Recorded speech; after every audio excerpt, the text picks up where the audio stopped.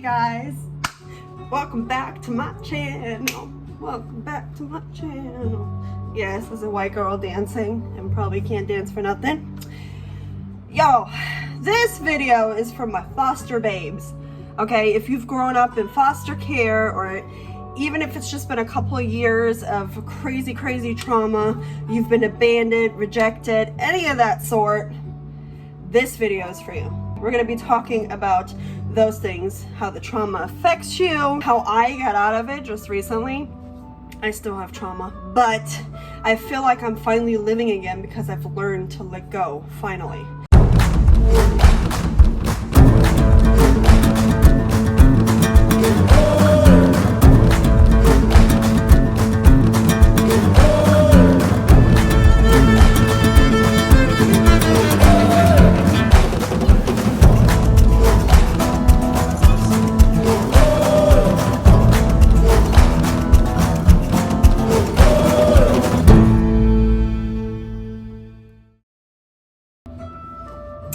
If you're new here, my name is Alyssa Morano. We talk all things life with God, life with family, even as a single mom, and just life in general. We talk trauma, we talk narcissistic abuse, and all those wonderful things that we endure in life. If you like this type of content, please do subscribe to my channel. I absolutely love your support. It also helps, other people that are going through the same situation like yourself to see these videos and help them heal from the trauma and neglect in their own life and move on and live for once. Come on, man, we gotta start living. We only got one life, people. One flipping life, okay? God gave us one life. Now, if you know, we serve Jesus here, okay? We love Jesus here. Now, if you don't, you're still welcome to watch this video, okay? If it offends you, it's completely up to you. You can stay or you can go. I still love you either way. This is for the believer or the unbeliever. This ain't the end. Once you are born, you will live forever. You are a spiritual being and you move on. Even when death hits us here, you move on either upstairs or downstairs. Okay, that's what we believe here. So you start living now. He gave you a beautiful earth to enjoy. You see all these people finally making the money, and they're making money online, they're doing all these things, they're finally able to travel. What the heck is that? They're finally able to travel and do what they want to do in life, and you're just like, man, I wish I could do this. Man, I wish I could finally do what I've always wanted to do, but I'm stuck in this 9-to-5 rat race. I'm stuck in this 8-to-8 rat race. I get it, we gotta work, okay? To each their own. As a single mom all by myself, a low-income single mom, what fits our schedule is DoorDash. I DoorDash full-time. I do part-time security at one of the hotels on Disney property. So it just works for us. It works for us that way. I can choose my own schedule. I have more freedom. And it supports my wishes, which are, you gotta live every moment. You guys, we know that we do not have tomorrow, okay? Tomorrow is not promised. We do have tomorrow, but tomorrow is not promised. Whether you believe in the Bible or not, but tomorrow is not promised, and anybody can tell you this, okay? We don't know when we go. Liam Payne just passed away. Obviously, he was strung out on drugs and he relapsed and all that kinds of stuff. And we don't know to this day if it was an accident or if he actually, we don't know. But he was 31 years old. You just don't know when it's your time, okay? And it's really important that you get into the mindset that you live today as if it was your last day. And we all quote this, and it's so nice to say it, and we really believe that we believe it, but do we really believe this? I don't think we do. Because if we did, we would truly live today as if it's our last day, and you can do that at a 9-to-5. Make sure you get your vacation days and all that kinds of stuff. If you can save up, save like crazy for maybe a year, again, tomorrow's not promised, but if that's something you want to do, you want to travel, you want to do this, you want to do that, start your online business, start your own business. If you have skills, you need to get on that. You need to, whatever skill you have, you need to perfect it and People will pay you. People will pay you money to learn that skill from you. I promise, 100%. I did hair for 13 years. I'm not going to stand here and teach your hair. I can't. I don't have the passion for it anymore. I still have a couple clients here and there that I still do from home. I still do their hair, and I enjoy that. You know, it makes me kind of miss it, but then I'm like, I don't think so. I just don't want to stand in the salon for hours and hours on my feet. Woo. And then, you know, I just not in that environment anymore. I just don't feel like it. Okay, it's just not a passion of mine anymore. I'm ready to live life. So, with all of that said, I'm going to give you the process of how I've lived my life for the last couple years. And I will also give you a little bit of a rundown what I've been through in my life since childhood all the way to adulthood. And I'm going to make this very quick because I know our attention span nowadays is itty bitty. And especially y'all with ADHD, like myself, okay, if you're watching, you got ADHD, whoop whoop. Yeah, our attention span is like, you know what I mean? Also, side note, if you have experienced trauma or suffered trauma from ADHD as a child and it was undiagnosed, this video is for you as well, because that's what I'm going to explain, what I went through in my childhood. Alrighty, so when I was 2.5, when I was 2, my mother was diagnosed with cervical cancer. And with that, she never saw a doctor. My dad and I actually talked about this, and he believes that she might have suffered with ADHD too, undiagnosed. So she never went to the doctor. She never went back to the doctor because that's kind of what we ADHDers do. We push everything off to the last minute. Unfortunately, when you're sick and when it's so serious, you kind of can't push that off for too long, right? So that's kind of what happened. And yeah, she unfortunately passed. She was only 28 years old. I was 2.5. There's a beautiful story behind that because God spoke to me and told me that she passed before my dad could even enter the room and let me know. So God is amazing. Yes, those things happen and we want to blame God for them, but He has a bigger plan. And sometimes we just got to understand that He knows what He's doing. Did He take my mom out? No. Did He give my mom cancer? No. But those things do happen. We make choices in life that unfortunately affect us. Did she give herself cancer? We don't know. Sometimes it's a diet, STDs, those type of things. I mean, especially with that type of cancer. Just, you know, just not taking care of yourself. And sometimes it's just genetic. It just happens. And yeah, and unfortunately because she didn't take care of it, it ended that way. And it could have ended differently, but that's just what happened. So yeah, she passed when I was 2.5. Then my dad remarried somebody from Germany, and we moved to Germany because my dad was a full-time preacher. We didn't have much money, if you don't notice, even to this day, unless you're not preaching the right thing, you really don't make money, right? So yeah, we didn't have a lot of money. And she had everything over there. So she was very blessed in her family. She had inherited a house, and that's why we moved over there. So it was just a better situation for the entire family.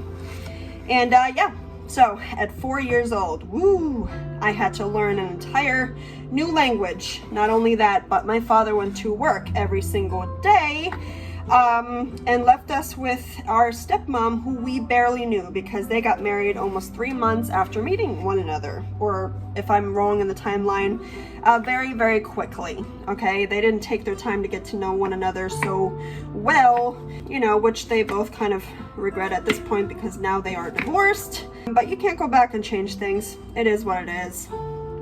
So we were left home with a woman that we barely knew. She was already pregnant with her first child. And yeah, so imagine just the stress and everything. On top of everything, you know, we had to get to know a new person, which was also our stepsister. That was new. It was difficult to get adjusted to a new school, a new culture, a new language, and all those things. And with all of that said, my dad was still going through grieving. He was still going through the grieving process of losing my mother. And everything else. He had to adapt just like we had to adapt, and unfortunately that took a toll. He would drink every night, not hard liquor or anything like that, you know, it was just like a lot of beer at night, just enjoying himself and whatnot, which is okay if you work all day and all that. Also, you know, our household, unfortunately, because of that, was very abusive. We had cups thrown, plates thrown.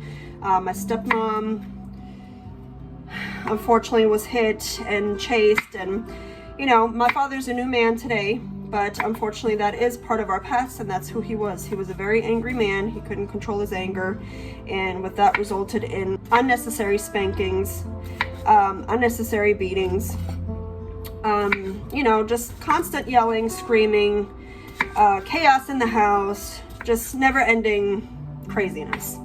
And our neighbors heard it every single day, and so unfortunately that was our household. But again, things have changed, you know, over the years. They've had a couple of kids, and they're amazing. They're doing amazing things today, and that's just how I grew up. Now, on top of all of this, I had problems because of trauma, and I had ADHD, and unfortunately that went undiagnosed. So I was admitted to a research facility because the school said, if you don't get this child checked out and see what the heck's going on with her, we're gonna get DCF involved. So my stepmom took me to that research facility. I stayed there for 6 months. I was supposed to return home. In return, I was told that I was not allowed to go home. So they put me with a foster family. Okay, that's when my foster journey started. I got to live with a foster family for 2 years, and that was the best time of my life because there was structure, there was no abuse, there was no yelling, no screaming. It was very structured, and was it perfect? No, but it was structured. I was also on ADHD medication because they diagnosed me at the research facility with ADHD. Ta-ta! So with all of that said, after the 2 years were over, I got to decide if I wanted to come back home, give it another try, or stay with the foster family until I was 18. Now, mind you, I got into a big fight with my foster parents the night before, so what does a child do? We make decisions based on our emotions, and that's exactly what I did. Not only that, my father had promised me the world and back, and that he would help me with homework, and he would do all these things. And of course, you know, as soon as I get home, that's not the case. So I moved back home when I was 12, and you know, things were just the same as they always were. Nothing had changed. The abuse had definitely calmed down a bit. The yelling and screaming was still taking place. The fighting was still taking place. Nothing in that area has changed. So imagine all that trauma that us kids had to endure at that time. I also came off of my ADHD medication that was never continued, and hence the problems continued. And you know, when you don't take your medication as an ADHDer, it becomes very difficult for you to function in real life. I am currently not on medication, but I am managing. But as a teenager with hormones and all those things going crazy, and you having ADHD, that's very, very difficult to manage, especially if you're used to being on medication and having structure. So that was a big fat mess. I stayed in contact with my foster family. It was found out that I was in contact with them, and they were told not to be in contact with me since I'm now at home for legal reasons, and that really upset me. I had an incident with my father where I got slapped 5 times in my face because I called him an a-hole, which is understandable, but you don't have to flip out and smack me 5 times in the face. So I ran away from home, and that's kind of where that went. I ran to my foster family. They took me back to the research facility in hopes that they could adopt me this time and keep me in their home until I was an adult. That backfired really quickly. The DCF got involved, my caseworker got involved, and I never got to return to that family again. They got to go to court. I think my father and my stepmom, sued them or whatnot, took them to court. So we had a big meeting. They asked me what I wanted to do, if I wanted to go back home. I said, hell to the freaking no, I'm never going back home. And my dad said, yep, we don't want her back home. So there was that. That was out of the option. The other option was to go with a new foster family. And I said, nope, I want my old foster family. They said that was not an option. So they said, well, the only option there is to go into an orphan group home. And I said no to the other options. They said, well, group home it is, foster home. And there I was at 12 years young. I went into a foster home, you know, with girls my age, older, and that's where my ridiculous journey began of my life going downhill all the way. I was put on ADHD medication at some point. Again, I had my ups and downs. I didn't take it on a regular basis. You know how that goes. But if you grow up without parents at this point that only visit you once in a while and still live their lives with their new family and whatnot, you do whatever you want to do. You only have people that come in and watch you, you know, overnight or watch you, but those are not your parents. They don't really have a say so, right? So we did whatever we wanted to do. I started smoking at 12 years old. Unfortunately, I also ran away so many times, and to be able to stay at someone's house, I actually had to give myself to somebody to be able to stay in their home for that night, unless I wanted to return to the group home that night. So at 12 years old, I gave myself to a 35-year-old Turkish man just to be able to stay in his house for that night. And that's how my virginity was taken. I believe it was rape. I believe it was emotional rape. I don't think it was physical rape because I did consent to it. I had no idea what I was doing. I was 12. I told him I was 16, and he was 35, guys. Yeah, so he still got that charge until this day, I'm sure. He got released after 6 months in jail. And this is all happening in Germany, by the way. So, you know, life continued to go downhill, downhill.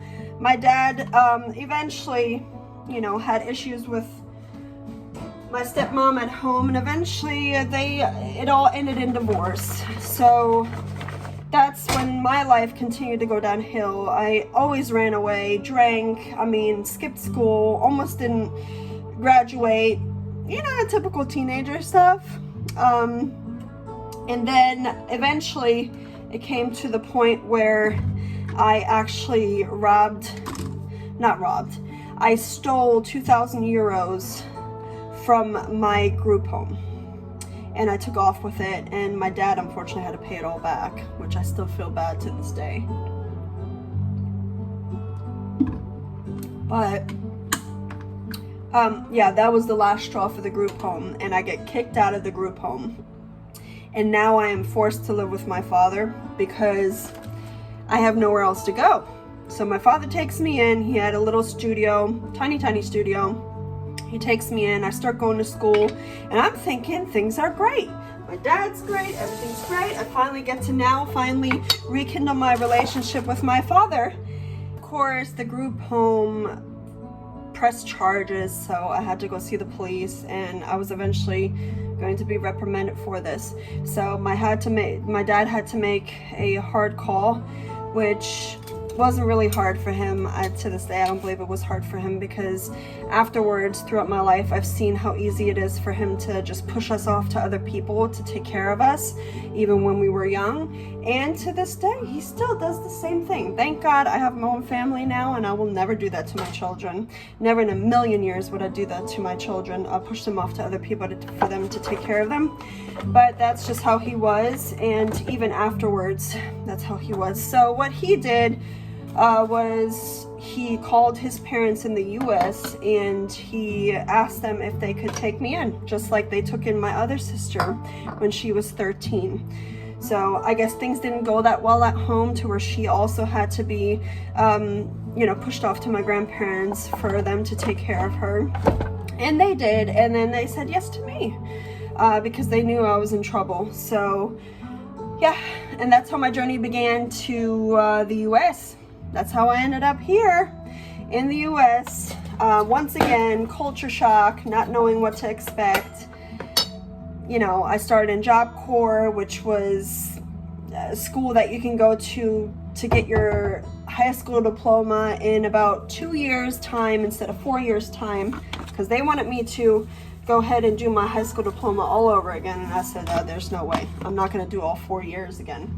There's no way, because I did most of it in Germany. So we did that. I graduated, all that good stuff. And yeah, I lived with my grandparents. And then from there on, I was pretty much on my own. So this is kind of my story. Hopefully you watched all the way through. And if you did, awesome. You're awesome. I'd love for you to share your story as well with me. I would love to hear it if you're a foster babe, okay? But that's pretty much my story in a nutshell. But, you know, listening to all of this, you can imagine the trauma that I've endured. And I'm sure either you have gone through the same, less, or even worse. And I'm really sorry, honey. I am really sorry that you have been through that. That should have never happened to you as a child, as a teenager, or even as an adult. Also, because of the codependent personality disorder that I had developed from all of that I went through, I married a covert narcissist. So if you don't know what that is, go look it up, because I don't have enough time in this video to explain it. But you should kind of know what a narcissist is, and I'm sure you've actually run into them here and there in your lifetime. They are awful people. They look good on the surface, but they are just malicious on the depths inside of them. They pretend to be people that they're not, and so on and so forth. So yeah, that's why I married. I was married to him for 3 years. We got married because I got pregnant the first time we had intercourse. Imagine that. And I was 21 years old. 21 years old. He was 35 years old. Again, to some people, the age thing doesn't matter, but to me, it's very important. Shows again that narcissists, they to be able to think that they're younger or feel that they're younger, they have to seek out another younger person, and a naive person, a person that will go with whatever they do and whatever they say. So that was me. I endured narcissistic abuse trauma on top of all of that. And that's what kickstarted me into this ridiculous survival mode once again throughout my life. And yeah, here I am today, divorced for about 5 years. I've been doing okay, but the trauma has finally caught up with me. I went to see a trauma therapist, and he did not do very much. So that didn't work. If you see my other video, which I'll put right up here or link below, what God said to me about my ADHD, he actually revealed to me that I had ADHD, and he made my entire life make sense for once. Because it all did not make sense. I said, why did I go through this? If I had a stinking family, I had a father, I had a stepmom who wasn't my mom because I was so young. She was my mom. I had a family. Why was I put in foster care? Like, what is the problem? I didn't understand what was happening. I never, till like not even a year ago, I didn't even understand why I went through what I went through. I just blatantly thought, you know what, God had a plan. And you know what they all tell us, you know, the church and the pastor, and they all say, well, you know, God has a plan. God does everything on, you know, for a reason, yada, yada, yada. And I'm just like, still sitting there like, God, but still, like, why did I have to go through all of this if I had a family and stuff like that? And it just didn't make sense until I sat down with my therapist, the person that didn't do really very much for me. But he gave me an ADHD test, and yeah, it came out that I did have ADHD. It proved to what God already told me and reminded me of, is that I have obviously ADHD, and I had ADHD, and that's when the memories started flooding in from when I was a child, and when they diagnosed me, and when they gave me ADHD medication, and how I felt, and how much better my life was. And it all made sense, okay? My parents did not, ooh, there's the light. My parents did not know how to treat ADHD. They didn't even recognize ADHD. They just thought I was an out of control child. I had problems. I was running into things.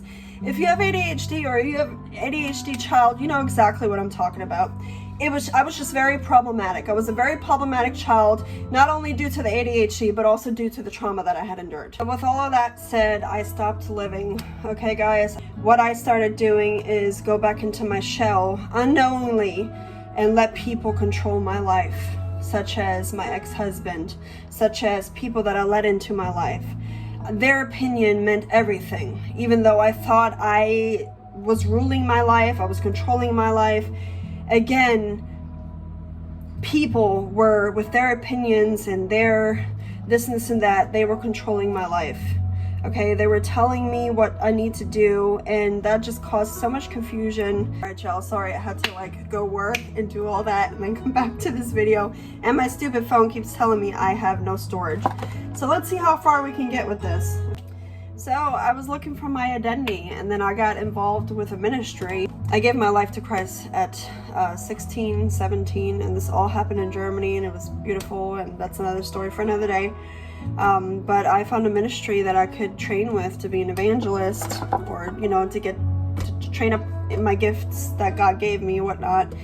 And I took very, very strongly to evangelism because I love people, and yeah, I'm just naturally good at it. So then, you know, the destiny thing and the you don't know your identity in Christ thing had me running around like a chicken with his head cut off. I was trying to find my identity in Christ for years and years and years, and I thought I found it, and then I realized that, you know, doing the things that I was doing is not who I am in Christ. And every time I thought I found my purpose, I lost my purpose, because again, us ADHDers, we lose interest very quickly in things. And the only reason we would stay in something is because we're either obligated to, or we've actually made a commitment and there's no way of getting out of it. So that's how we get stuck in things that we don't enjoy. Every time I made a step forward, which was, you know, get rid of people in my life or whatever, then it was eventually my kids running my life. You know, everything was for my kids. I did everything for my kids. Even to this day, I still do everything for my kids. And I lost myself completely, guys. I lost myself completely, to the point where everybody else shaped me. And this is why I told you guys my story, not to boo-hoo me. I'm sure you've gone through worse, but it's to link all this stuff together. Is that when I was young and I went through these stages, and I never had a voice. I never had a voice. I could never say anything. Everything else was taken from me. All the decisions were made for me. And that shaped my personality. Not only a codependence personality, but just like a warped personality, like a chameleon personality, to where I can adapt to anything anybody says. I can become anything anybody says.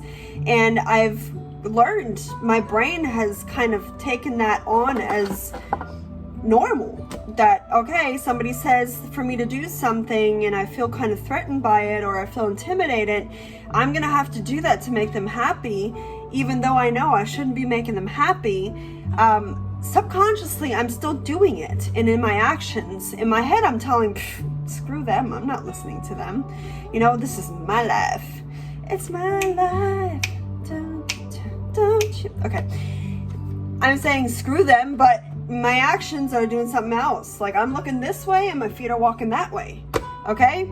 This is what it's been for the last couple of years for me. And just trying to find my purpose. And, you know, just recently I'm like, you know what? I'm going to become a cop. Don't laugh. I laugh at myself. Okay? Always something I wanted to do. I've always wanted to become a detective. That was around the age of 18 or whatnot. But I never came around to it. My life just didn't take that turn. I really wanted to do CSI, crime investigation, or any kind of other stuff, you know, like FBI. I wanted to work my way up to the FBI. Never happened. You know, I kept jumping from place to place. Once again, I kind of never had a place to stay, so I would kind of jump where my father was jumping because he was never steady and stayed anywhere. He kind of was like a gypsy, jumping from place to place, from person to person to see where he can stay. That's just who he was. So I kind of stayed with him, and then he would leave me there and then jump to the next place, and then I was stranded there with one of his friends, and that I had just met like months ago. Like, I barely knew her that well. You know, we have a wonderful relationship. I mean, we haven't talked in a while, but we eventually grew really close and whatnot. But again, you know, ditched. But, you know, eventually when we become adults, we kind of got to take responsibility. But to me, my ADHD brain, I was underdeveloped. So I was still a child. I was still a child trying to look for my dad's validation. And I just never got it because, you know, he has his issues. We learn from it and we move on, and we don't repeat those mistakes, guys. We just don't. Let me tell you, I tried the online thing. I tried the drop shipping thing. I didn't even finish it. The Shopify thing, getting rich scheme. I put over $9,000, $10,000 into this one thing where I thought I was going to stick with it and I was going to finally set myself up, not knowing I had ADHD at that point. Yeah, that didn't last very long. Tried to get my money back. They wouldn't give me my money back, so that went down the drain. I'm sure y'all have made those mistakes, and if you haven't, please learn from mine. Don't do it. Okay? I had, I don't know, blind faith at that point, and I gave up after months and months and months paying for it. Didn't work out. I never follow through. That's one of my symptoms. So, but now that I know that I have ADHD, now I know, okay, if I start something, I have to force myself to see it through. And then this is how I combat this without medication at the moment. So these are the things that are really weighing on me. I get very depressed sometimes. And it's okay, guys. Let me tell you, it's okay to feel down in the dumps. Don't let any Christian, any church, any pastor tell you that you shouldn't feel the way you feel. It's okay not to feel okay for a day or two, okay? Don't get down there for a week and then, start opening doors to demons. We don't want to do that either, okay? Because they come in through sadness, through anger. I've made the weather change, guys. I used to be dabbling in witchcraft, okay? There's a huge story behind my life. I'm not going to get into this, and if you request it, sure, I'll tell that story one day or sometime soon. But I dabbled in witchcraft. I did all that kinds of stuff. And that's not to brag, because that's nothing to brag about. You know, that's nothing good. We all know that the only power that is good comes from the Holy Spirit, comes from God, and that there's consequences for practicing witchcraft. And believe me, the witches and the warlocks and all the ding-a-ling-doongalungs, they will tell you once they have come to Christ, how glad they are. And unfortunately, not everybody is as lucky. I shouldn't even say lucky. They die in their sin, and it's a different punishment for them, I believe. Anyway, so I've let my kids control my life, and just recently doing research, just listening to motivational speeches, it's just something started to click where I'm like, man, it's time for me to live my life again. It's okay, Alyssa. It's okay to be you. It's okay to be you. You can come back out. I know everybody else stuffed you back down, and there's bits and pieces of you that have developed over the time, but they were always pushed to the side or pushed down by other people because they weren't liked, those parts. And you know what? I don't care at this point. I'm 32. I don't care anymore. And that's the beauty of it, is when you let go. You let go of wondering what people think about you.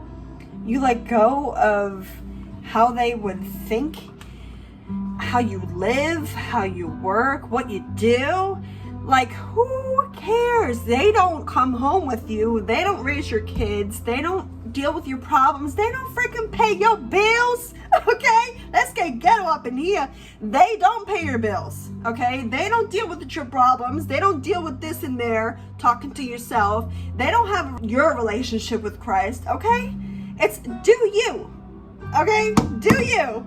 That's what I always say. Do you. Don't you worry about anybody else. Like, they got their own life to live. While you're wondering what they're thinking about you, wondering, you know, when you're down the street or whatever, in wherever you are, in an interview, they got things to do. They got something else on their mind while they're talking to you. They're probably not even looking at you. Okay, and you're so worried about what they think about you, how you're dressed, how you talk, how good of a job you're doing at your job. It's a flipping job, guys. It's a job. Look how replaceable you are. Watch. I don't wish this on anybody. But one day, either you lose your job, you quit, whatever, they're going to have somebody right in your place, and they're going to be schmoozing up to them like they schmoozed up to you.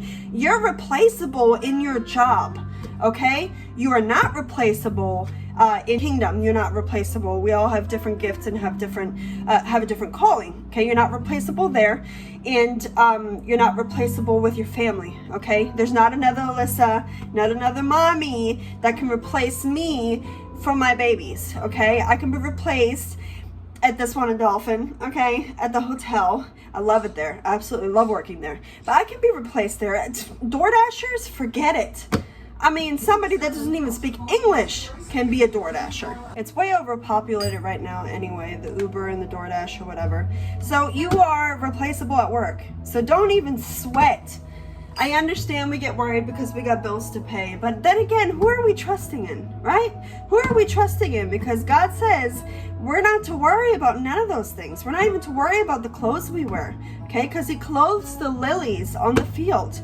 Why are we so worried about what we're going to eat? Because He feeds the birds of the air. Come on, that's where we got to go back to the Bible and truly, truly, like, get those principles in our heart. Get the word written in our heart, in our mind. We got to read the Bible daily, okay? I slack sometimes. Believe me, I'm going to keep it real with y'all on here, like I've been keeping it real with everybody on Facebook, all right?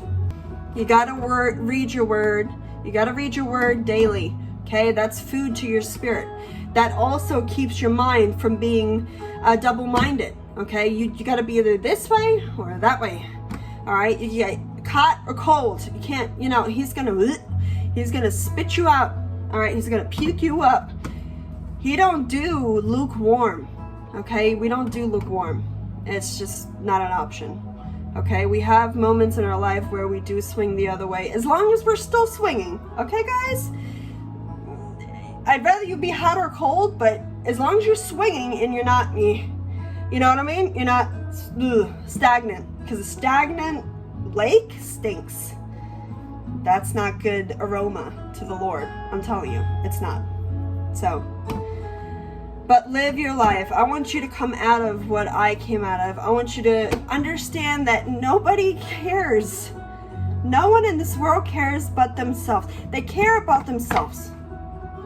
Please understand this. Please, please, please understand that they don't care. Okay? Even family members, they could care less because they have things to do. They have their own life to live. They're thinking about themselves and their kids.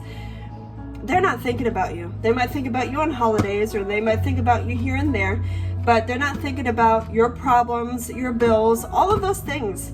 They're not there, but the Holy Spirit is. That's a person who you should really be thinking about. Okay, what does He think about me? Am I doing good with Him? You know, is our relationship still good? And so on and so forth. That's who you should be worried about when He thinks about you. Nobody else. Nobody else. Because they really don't care. Okay, even on social media, I'm putting this video up. I mean, I'm putting my stuff out here. I've been doing this for years on Facebook, and I've gained a pretty big following. To me, it's huge. It's over 7,000 people that follow me on Facebook. So if you're on Facebook, follow me at Alyssa Y. Morano. Don't friend request me because I'm like almost at my 5,000 limit. But you can follow me on there. I also go on there live. I can't go on here live yet because I don't have 1,000 subscribers yet. So, you know, if y'all make that happen, then I can do that. But until then, I will be live on Facebook. And, you know, I just share whatever God teaches me I've been kind of off social media for a while because I'm trying to find myself, as I've been telling you. I've been trying to find myself, my true self again. And I've learned that it's okay to love myself. It's okay to be me and love me. And I'm so much more happier with that, knowing that it's okay to be me. And that's a big step for me. It might not be a big step for you. You might have already gotten there a long time ago. You might still be in this mindset of, you know, having to please everybody, and you're agreeing with me, and it's just not clicking yet. And it's okay. It will click. One day it will click. It'll just click.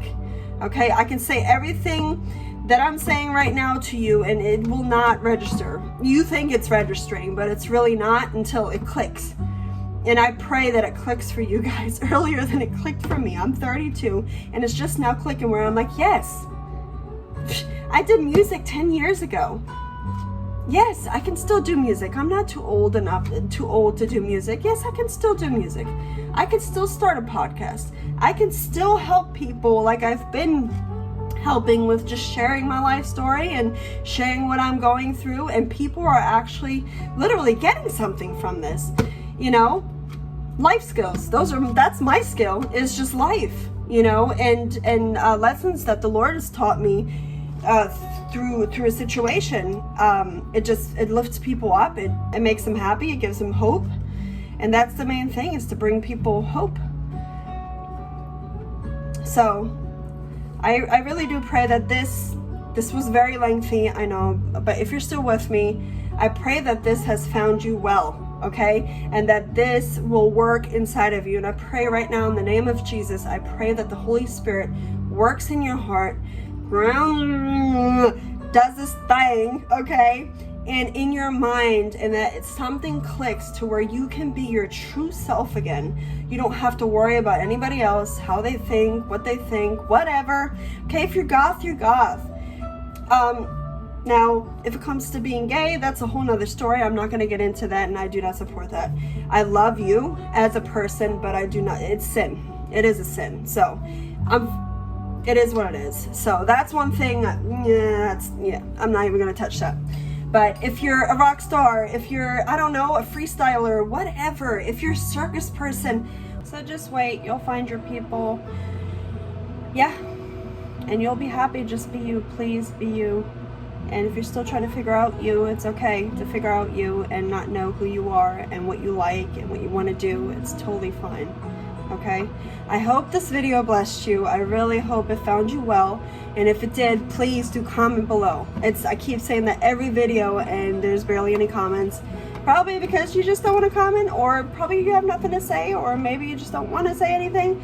And that's fine. But if this really has blessed you, please say something. Let me know.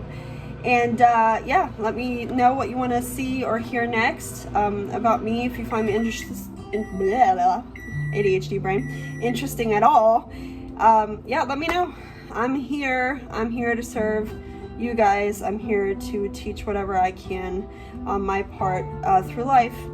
And I know I might not be one of these channels that is all the way up there, and that's fine. I do strive to be there one day, for sure. I do want this to be my full-time income, so I can go ahead and totally be with my kiddos and buy land, and I got all this stuff planned. But yeah, that's what I want to do. So if you want to show your support, please subscribe, and then like as well if you like the video. Don't like the video if you don't like it, obviously, but if you did enjoy it and you watched it all the way to now, come on, what's holding you back? Subscribe and like, okay? So whatever you're seeing now, you want to see more of. And it also helps to get the videos out to other people who this might not have been for you. Okay, well, you watched all the way through if you're still listening to me. But it might be for somebody else. This might pull them out of the gutter. You never know. It might save a life. You never know. Okay, I got crazy stories where, I met people, they were literally about to commit suicide, and God put me in their path, and I prayed for them. They gave their life to Christ. It was crazy. I got so many stories, guys. So just let me know what you want to hear, and I'll see you on the next one. Bye.